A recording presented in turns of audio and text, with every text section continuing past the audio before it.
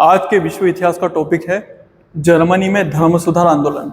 हमने पूर्व में कारण देख लिए हैं कि किस तरह चर्च कितना भ्रष्ट था, उसका नैतिक चरित्र कैसा था, क्या क्या कारण थे, वो किस तरीके से रहते थे, चर्च की क्या क्या परंपराएं थी जिसके कारण धर्म सुधार आंदोलन हो रहा है। ये जो धर्म सुधार आंदोलन है सबसे पहले जर्मनी में प्रारंभ हो रहा है, इसलिए हमको जर्मनी सबसे पहले पढ़ना है। जर्मनी का धर्म सुधार आंदोलन, जर्मनी का धर्म सुधार आंदोलन।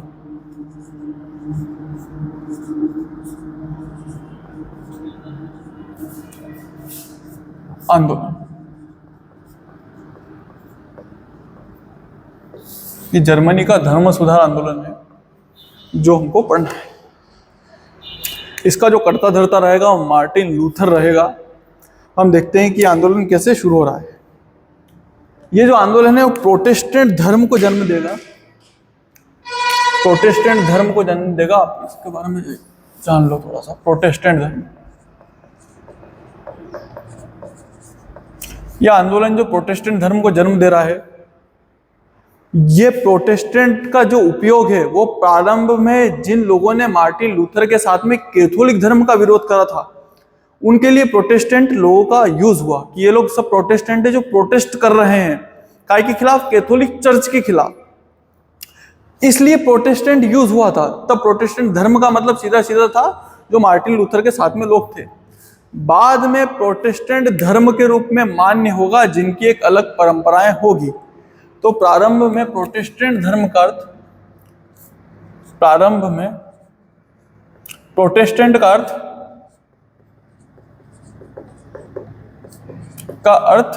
उन लोगों से था जिन्होंने मार्टिन लूथर का साथ दिया था। मार्टिन लूथर के साथ में विरोध करा था, के साथ कैथोलिक चर्च का विरोध करा था, चर्च का विरोध करा।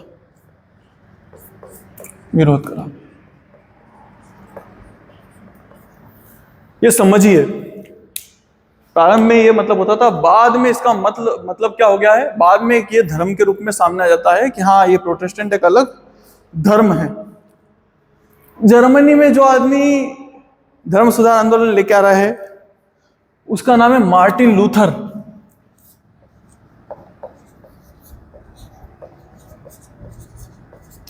मार्टिन लूथर को मार्टिन लूथर किंग के साथ में कंफ्यूज मत कीजिएगा। मार्टिन लूथर किंग अलग है, मार्टिन लूथर अलग व्यक्ति है। ये एक किसान का बेटा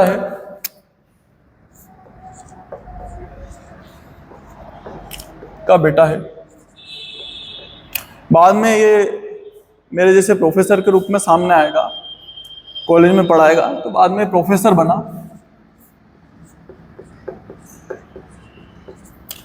बना। इसका जो जन्म है वो 1483 में हो रहा है। जन्म 1483 में होगा।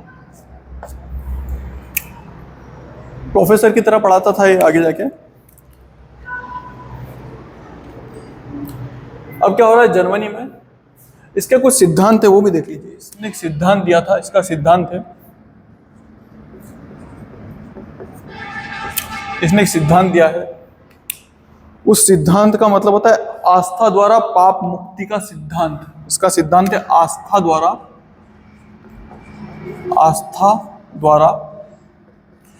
पाप मुक्ति का सिद्धांत।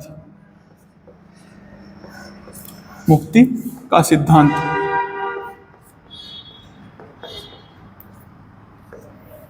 मार्टिन लूथर का ये कहना था कि कोई भी व्यक्ति है वो अपने कर्मों से पाप से मुक्त नहीं हो सकता। जैसे भगवान श्री कृष्ण ने बोला है कि कर्म करते जाओ, जो फल देगा वो भगवान देगा, अच्छे जैसा कर्म करोगे वैसे फल मिलेंगे। तो मार्टिन लूथर का ये कहना है, उसका ये कहना है कि कोई फर्क नहीं पड़ता आप किसी कर्म करो, भगवान इतना महान है कि जितने भी व्यक्ति हैं वो कैसे कर्म करे उससे आप भगवान को पा नहीं सकते हो। अगर आपको भगवान को सच में पाना है तो आपको उसके लिए भगवान की भक्ति करनी पड़ेगी, ना कि कर्म करने पड़ेंगे। ये बोल रहा है कि भगवान की भक्ति से मिलेंगे, भक्ति प्रमुख है, कर्म वगैरह कोई सी चीज मायने नहीं रखते हैं। ऐसे इसके विचार हैं। अब बीच में क्या हो रहा है, एक टेडजिल है। ऐसा हुआ कि लियो 10th पोप था उस समय पे जर्मनी में, जर्मन।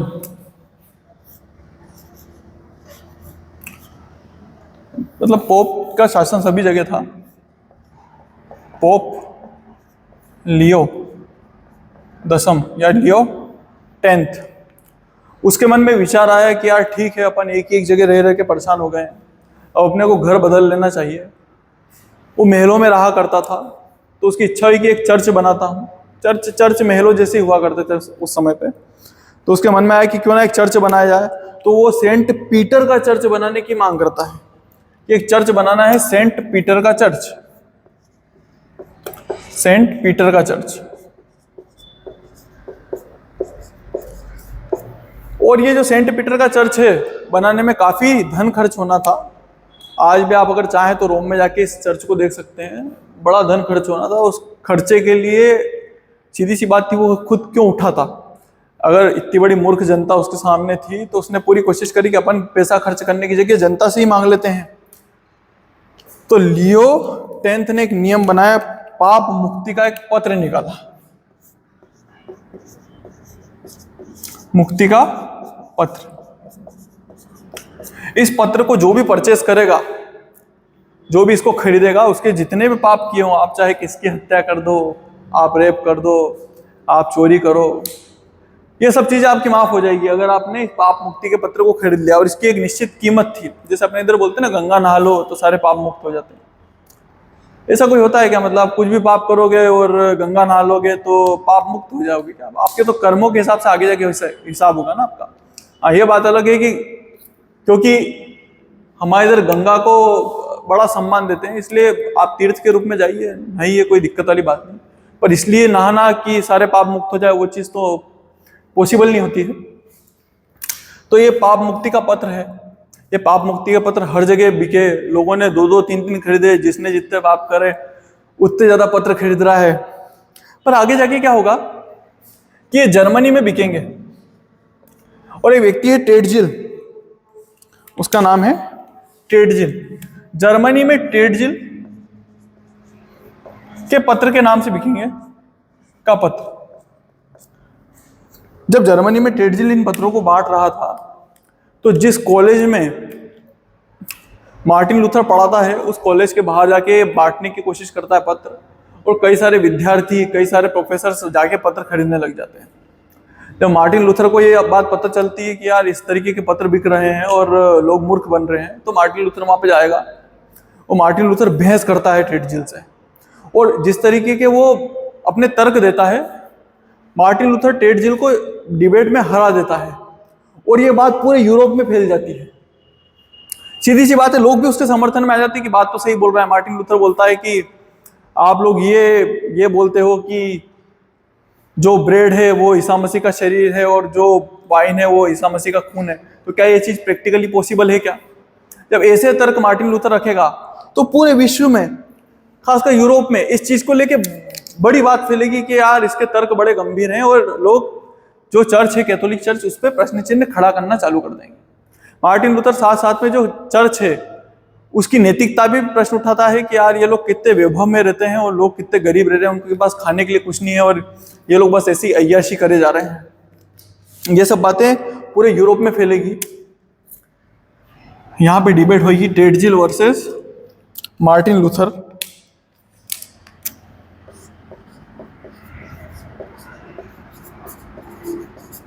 जब मार्टिन लूथर इसमें जीत जाएगा तो ये पूरी चर्चा पूरे यूरोप में फैलेगी।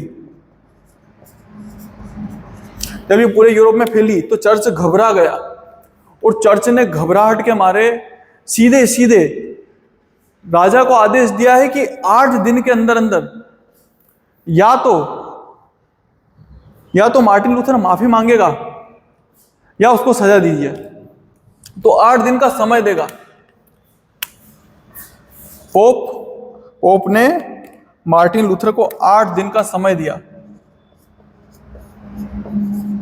दिया माफी है तो।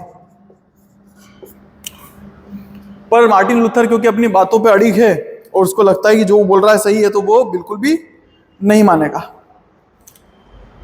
राजा मार्टिन लूथर को सजा दे भी देता, पर राजा की भी एक कमजोरी है।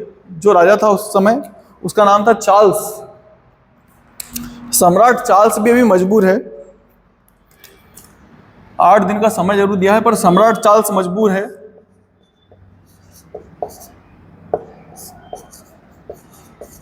व्यस्त है युद्ध में, फ्रांस के खिलाफ युद्ध में व्यस्त है फ्रांस के विरुद्ध युद्ध में। प्लस राजा कहीं ना कहीं अंदर से चाहता भी नहीं है कि वो कभी सजा दे मार्टिन लूथर को, क्योंकि अगर वो मार्टिन लूथर को सजा देगा तो इसका सीधा सीधा मतलब ये हो जाएगा कि अब जितनी भी सत्ता है वो सारी पोप के हाथ में चली जाएगी। तो राजा ये भी नहीं चाहता है कि अपनी सत्ता को पोप के साथ में बांटे। वो भी कहीं ना कहीं अंदर ही अंदर पसंद करता भी नहीं है पोप को। तो क्या है, पोप के पास संपूर्ण सत्ता नहीं चाहता, सत्ता नहीं चाहता है, चाहता वो नहीं चाहता है सम्राट चार्ल्स। पर फिर भी सम्राट चार्ल्स वार्म्स नामक जगह पर, एक जगह है वार्म्स,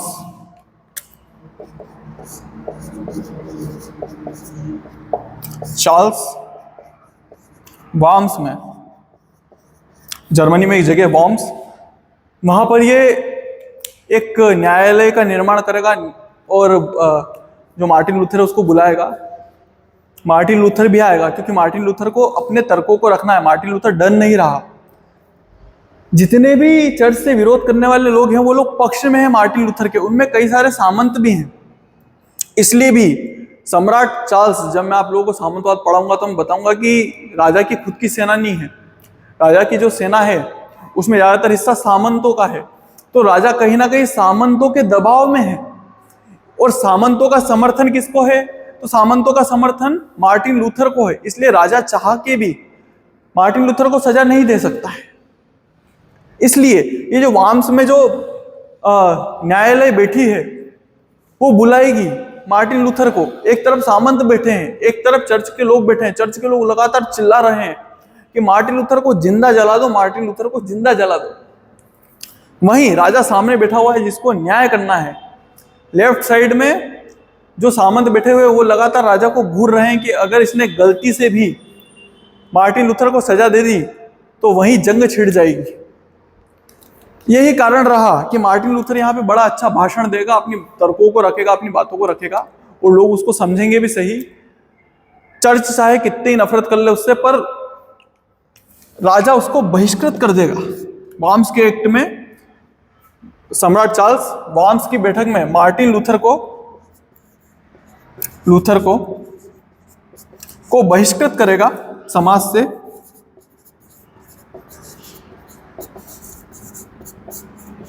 पर सजा नहीं देगा।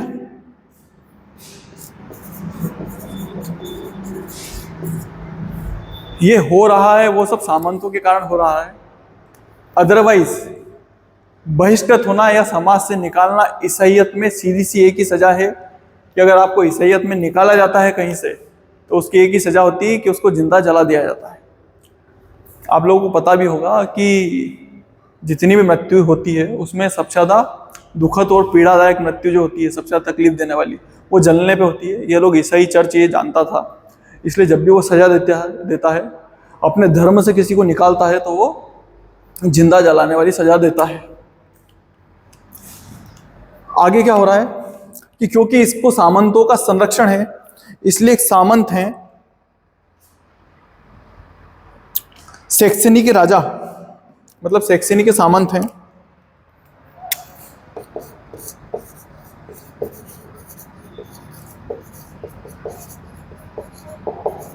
सैक्सनी के सामंत मार्टिन लूथर को शरण देंगे,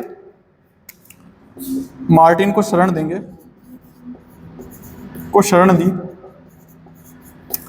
और जब ये शरण दे रहे हैं तो आप लोगों के लिए बहुत मोस्ट आईएमपी क्वेश्चन बनता है इस पूरे टॉपिक का कि जब सैक्सनी के राजा ने मार्टिन लूथर को शरण दी है तो मार्टिन लूथर एक काम करेगा, वो यहाँ पे जो ओल्ड टेस्टामेंट है,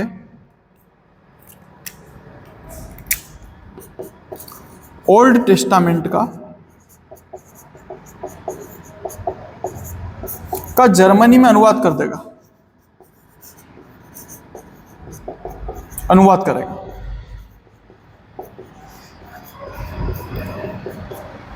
अनुवाद करने से ये फायदा है कि अब आम जर्मन व्यक्ति भी उस भाषा को पढ़ पाएगा, पता लगा पाएगा कि आखिर में टेस्टामेंट में लिखा हुआ क्या है। अभी तक जो धार्मिक ग्रंथ हुआ करते थे ईसाईयत में, वो या तो यूनानी या रोम भाषा में हुआ करते थे, जिनको सिर्फ पादरी लोग ही पढ़ पाया करते थे। और पढ़ने से क्या होता है, वो अपने हिसाब से उसको डिस्क्राइब कर देते थे कि हाँ इसका मतलब ये होता है।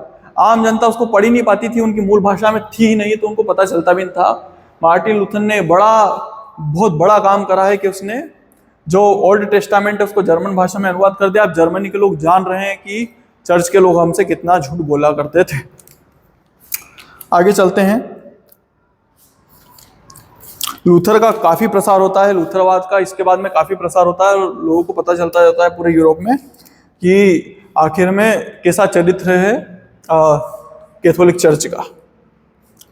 अब क्या हो रहा है, लूथर जो नारा दे रहा है, वो बोल रहा है कि जो इंसान है वो स्वतंत्र है। लूथर स्वतंत्रता का नारा दे रहा है। लूथर ने यहां से जो नारा दिया है, लूथर ने स्वतंत्रता का नारा दिया है।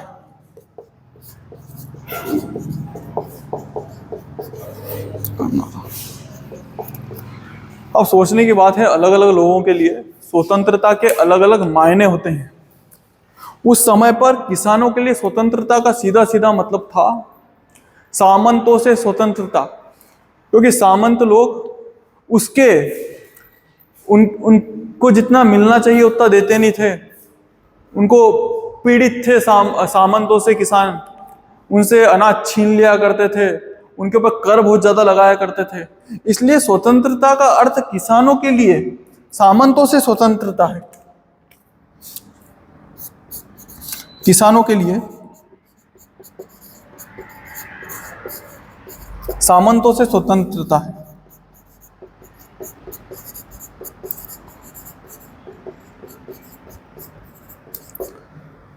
तो सीधी सी बात है, अब अगर किसानों को लगेगा कि यार स्वतंत्रता की बात तो हो ही रही है, हमको भी स्वतंत्र होना है, पर हमको किससे होना है, सामंतों से होना है, तो यहाँ पे किसान है वो सामंतों के खिलाफ विद्रोह कर देंगे।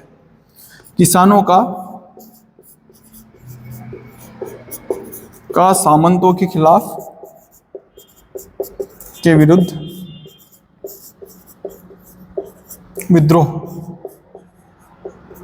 और ये जो विद्रोह है, अभी तक जो आपका हीरो हुआ करता था मार्टिन लूथर को जब ये बात पता चलेगी कि किसानों ने सामंतों के खिलाफ विद्रोह करा है, और वही मार्टिन लूथर जो अभी तक लोगों की स्वतंत्रता की बातें कर रहा था, धर्म के जो आडंबर है उनको खत्म करने की बातें कर रहा था, वही मार्टिन लूथर जो सामंत है उनको सीधे सीधे कहेगा कि जो किसान विद्रोह कर रहे हैं उनको मार दो। और मार्टिन लूथर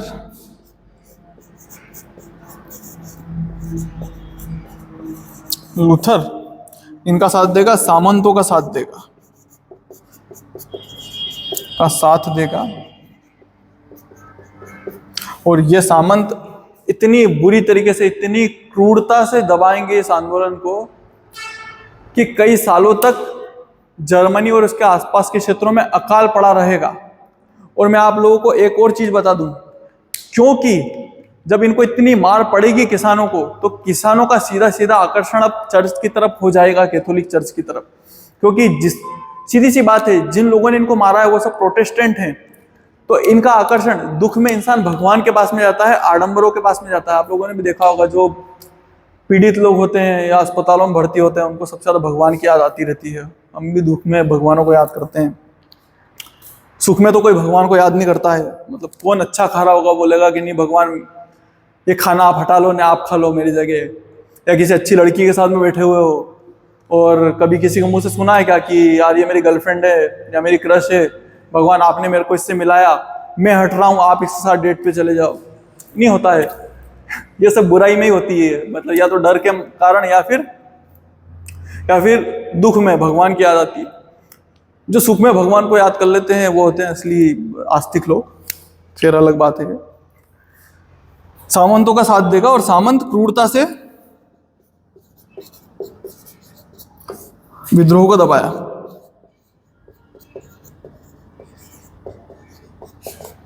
विद्रोह को दबा देते हैं।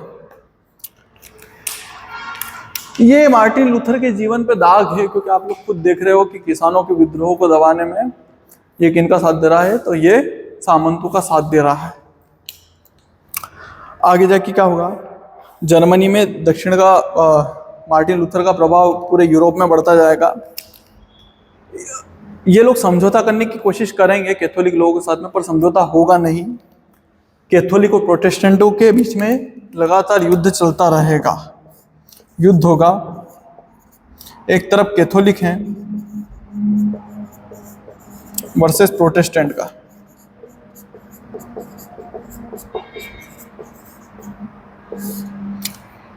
युद्ध चलता रहा, बीच बीच में समझौते की कोशिश हुई पर समझौता नहीं हुआ। फिर ये व्यक्ति है फिलिप मेलेंकथन।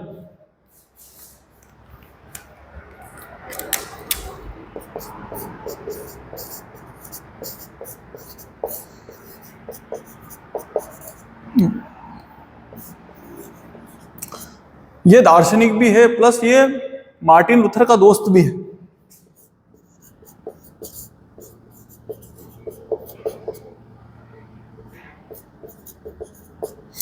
प्लस दार्शनिक भी है। ये कुछ नियम बनाएगा और बोलेगा कि इन नियमों को मान लेते हैं ताकि चर्च में भी सुधार हो जाए और जो प्रोटेस्टेंट चाहते हैं उनकी बात रह जाए। पर चर्च इसको मानने से मना कर देगा। इसके नियमों को जो मानेंगे वो प्रोटेस्टेंट लोग मानेंगे। तो प्रोटेस्टेंट लोगों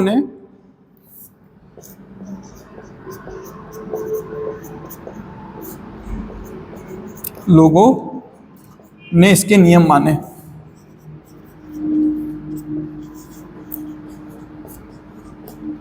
तो आज जो आप नियम देखते हैं प्रोटेस्टेंटों के, वो ज़्यादातर फिलिप मेलेंकथन के हैं, और फिलिप मेलेंकथन मार्टिन लूथर का एक दोस्त है। आगे एक ऑक्सबर्ग की संधि हो रही है।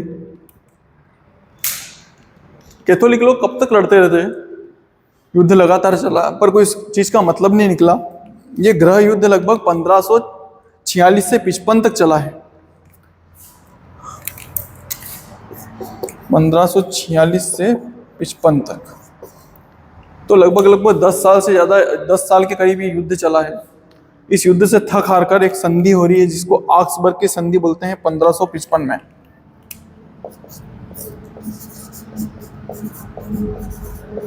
ऑक्सबर्ग की संधि 1555। इस संधि में कुछ नियम बताए हैं, कुछ शर्तें बताई है जो माननी होगी।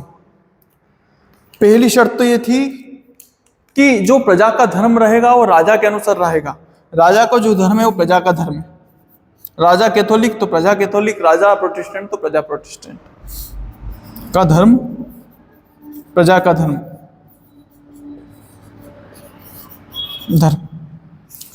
सेकंड जो चीज मानी गई उसमें कहा गया कि जो प्रोटेस्टेंट लोगों से संपत्तियां छीनी है वो प्रोटेस्टेंट लोग वापस करेंगे। छीनी हुई संपत्ति वापस, संपत्ति वापस।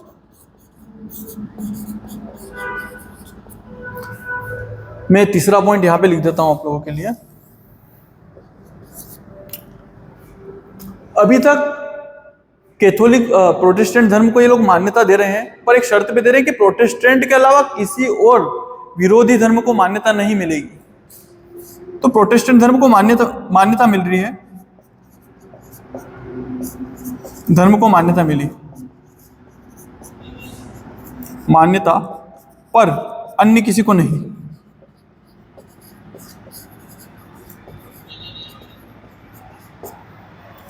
और इस संधि में क्या क्या है,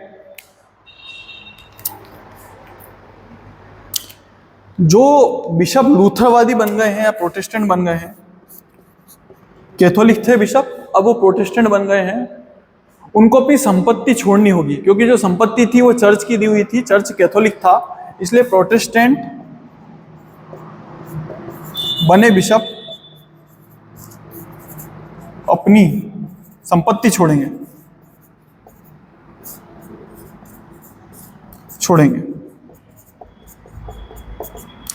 ये कुछ नियम थे जिनके कारण जर्मनी में धर्म सुधार आंदोलन सफल हो सका और वहाँ प्रोटेस्टेंट धर्म का प्रभाव है। पर जो दक्षिणी भाग है, जहाँ पे खेती ज़्यादा होती थी, किसान ज़्यादा थे, उनके जब बीवी बच्चों को मारा गया और ऐसी स्थिति लाके खड़ी कर दी कि उनके खाने के लाले पड़ गए और वहाँ पर अकाल पड़ गया, तो उन लोगों ने कैथोलिक धर्म के प्रति ज़्यादा रुचि दिखाई और वो लोग कैथोलिक हो गए। जो मार्टिन लूथर है उसकी मृत्यु 1546 में हो जाएगी, मतलब ये ऑक्सबर्ग की संधि वो देख नहीं पाया, और मार्टिन लूथर की मृत्यु 1546 में हो गई। Thank you.